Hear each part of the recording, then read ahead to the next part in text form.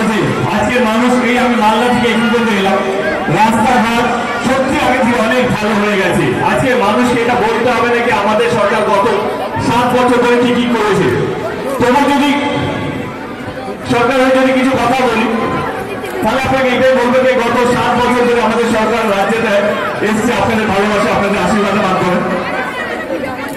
আগে গ্রাম বাংলার মেয়ে হলে বলতো যে টাকা কোথা থেকে আসবে পড়াশোনার জন্য, এ তাড়াতাড়ি বিয়ে দিয়ে দেবে, বলতো যে বিয়ের টাকা কোথা থেকে আসবে। আমাদের সরকার এলো গত 7 বছর ধরে কন্যাশ্রীর মতন প্রকল্প নিয়ে এলো, যেখানে প্রত্যেকটা মেয়ে তার অধিকার পায় পড়াশোনার জন্য। আজকে দেখতে দেখতে 7 বছর হয়ে গেছে। আপনারা কি জানেন কত ছাত্রী এই কন্যাশ্রী প্রকল্পের সঙ্গে যুক্ত আছে?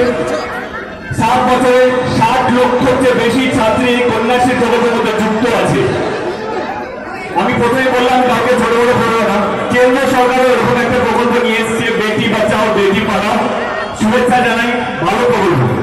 কিন্তু আপনারা এইটা বলবো, এই বেটি বাঁচাও বেটি পড়াও ভারতবর্ষ জুড়ে 29টা রাজ্য মিলিয়ে ওনারা খরচা করেছেন 650 কোটি টাকা।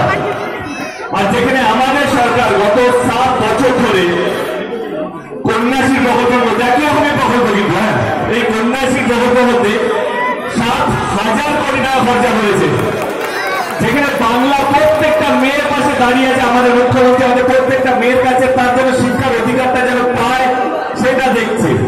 সেটা শেষ না, আমি একটু আগে বলছিলাম যে প্রচুর পরিবার আছে তারা হয়তো বিয়ের জন্য হয়তো টাকা জমাতে পারে না, কিন্তু তাদের পাশে দিদি আছে, রূপশ্রী মতন প্রকল্প নিয়ে এলো, যেখানে 25,000 টাকা করে দেওয়া হয়। এখানে শুধু শেষ না,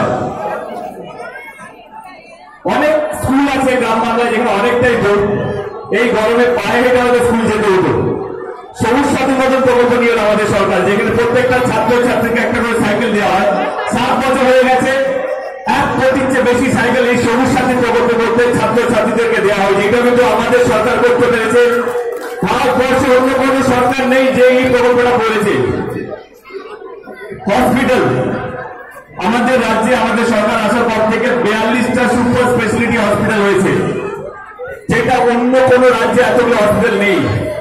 28টা নতুন ইউনিভার্সিটি হয়েছে গত 7 বছর ধরে। তার মধ্যে এই 7 বছরে 20 লক্ষের চেয়ে বেশি স্টুডেন্ট এই 28টা ইউনিভার্সিটি পাস আউট করেছে বা পড়াশোনা করছে।